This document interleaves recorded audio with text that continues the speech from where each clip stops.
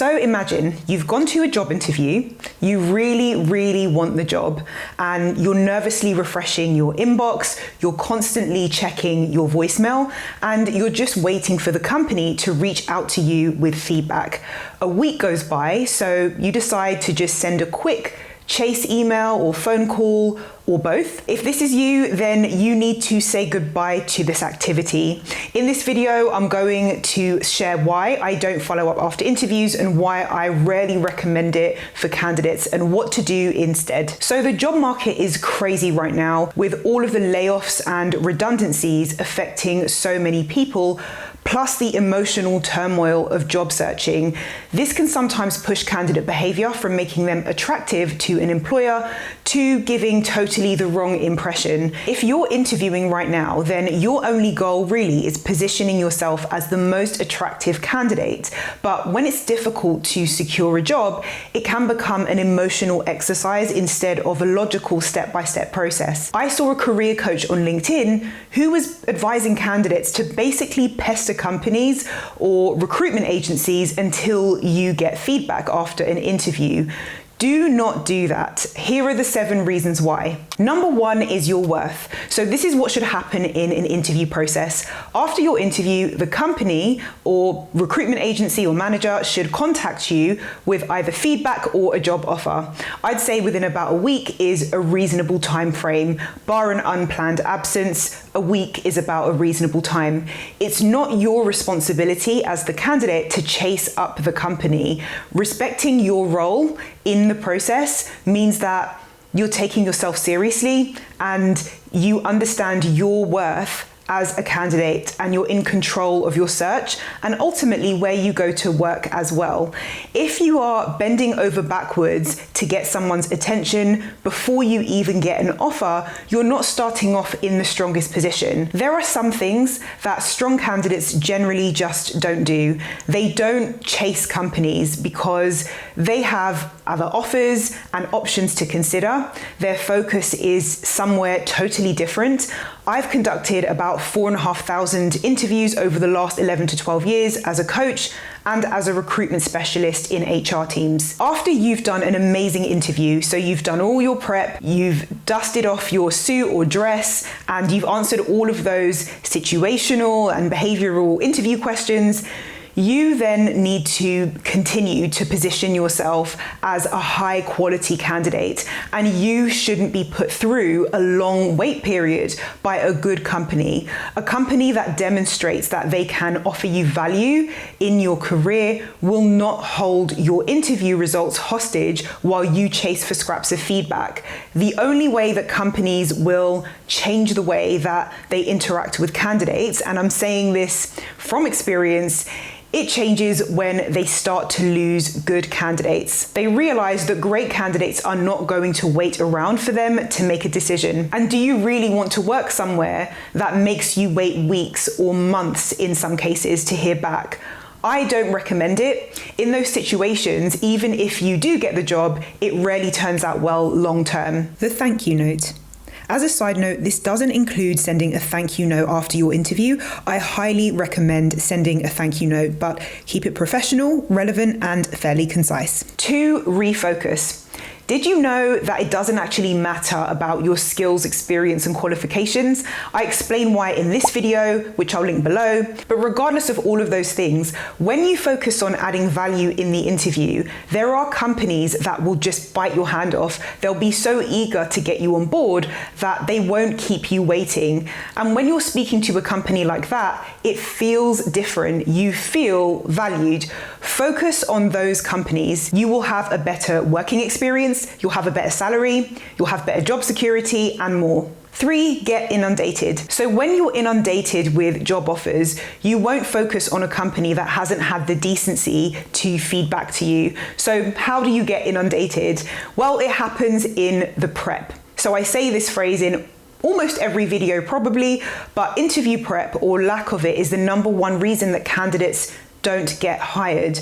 Prep is mainly where you nail the key points in your answers, not in your interview, so that shouldn't be your practice run. I've seen good prep totally transform confidence in clients and candidates because they realize that they are likely going to nail their interview before they even go into the interview. It's really satisfying because they know that they can do it, as opposed to me just coaching them on confidence and interview answers. It's one of the reasons, and this isn't an intentional plug for my program, but it is one of the reasons that I have focused an entire module on interview prep in my interview mastery program, as well as confidence building, because that makes the biggest difference to your interview outcome. So I'll put a link in the description if you want to find out more about it. But let me summarize the key things that you need to do to get inundated with offers. Share where you can add the most value in relation to key areas of the role.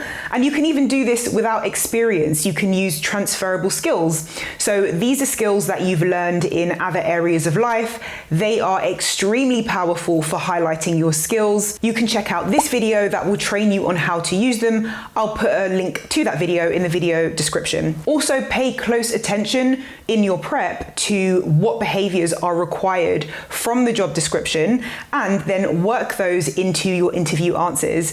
Share little snippets of relevant pieces of information you learned in your prep via social media or via the company website, and then share which of your values match with the company's based on those things. If you are creating that level of value, you will have so many offers, you won't have time to chase anyone. You will be the one that won't have time to respond to companies or recruiters, but you do it in your prep. Now click like if you are getting value from this video. It helps this advice show up for more people on YouTube. 4, recruiters don't forget an exceptional candidate. So this one might be a little hard to hear, but when I hear candidates kind of holding out for that one company for a ridiculously long time, I do get the urge to just say this. When you really want something, it's easy to convince yourself of reasons why you're not hearing anything. Maybe my email got lost, maybe they're busy, or the person is away, maybe, etc.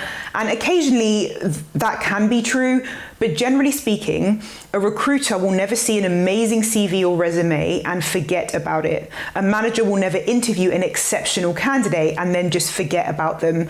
Never, ever in 4,500 interviews has this occurred. There's lots of reasons for that. From a recruitment perspective, that's the recruiter's only purpose. There might be some other things that are in their role, but their primary purpose is to find candidates that blow the manager away and get that candidate into the role. Every recruiter gets excited when they speak to that great candidate. So let me just ask you this. Have you ever met someone that you just clicked with immediately and you knew that you were going to be best friends with them or great friends with them or a life partner, and then totally forgotten that that person existed? If you're being honest, for most people, the answer is no. I've worked in huge recruitment teams, I've managed multiple teams, and this doesn't happen to any recruiter, really. I'm sharing this not to make you feel bad if you're not hearing back, but for those of you that need to know this, you should never be waiting around for an offer or feedback. Move on to a company that really values you, because there are tons of them out there. No matter what you think, I promise you, they are out there. I've coached so many clients who have gone on to much better offers and opportunities than the one that they were just waiting around for. I had one client who stopped waiting around for an offer and he went on to a different company and he was offered 17K more. So often it does work out for the better. Even if it's not that scenario, you just tend to find that going for a company that doesn't keep you waiting is so much more rewarding. 5, avoid irritation. Constant chasing of managers or recruiters can have the potential to damage your chances if that person is part of the decision-making process. So for a second, just imagine that you are a recruiter and you have 50 plus jobs on your desk, and each job has a manager chasing you. They want updates on what candidates are coming in, and you have 50 plus job adverts live and anywhere between 5 and 500 applicants per role. Then you have one candidate that is constantly calling or emailing you, sometimes multiple candidates. It can get irritating even if you know that they just want feedback. Often that recruiter is also chasing for feedback as well. I've experienced this, and my stance is try not to irritate anyone who is part of the decision-making chain when you're going for an interview or when you're following up after an interview. Recruiters want to fill their roles or vacancies on their desk. That's the whole reason that they do their job, is that they need to find that candidate and get them into the role within a decent time frame. Only a recruiter that is terrible at their job would not call you about a job offer. Generally speaking, it doesn't normally happen. 6, letting go. For many candidates, it's hugely beneficial to embrace letting go in the job hunting process, particularly of things that you can't control, because it's really difficult to focus on other opportunities when you're holding out for that one role that may never materialize, or even if it does, they've made you play an unfair waiting game, so you're starting out on the back foot a little bit, like I said earlier. So many opportunities will open up for you when you let go, so that you go into the right job long term. 7 is a caveat. So I sometimes coach clients who have their heart set on a particular company. I don't normally recommend this for a variety of reasons, for another video. But I can understand why sometimes you just have your heart set on one company. You really want to work for them and they haven't come back to you.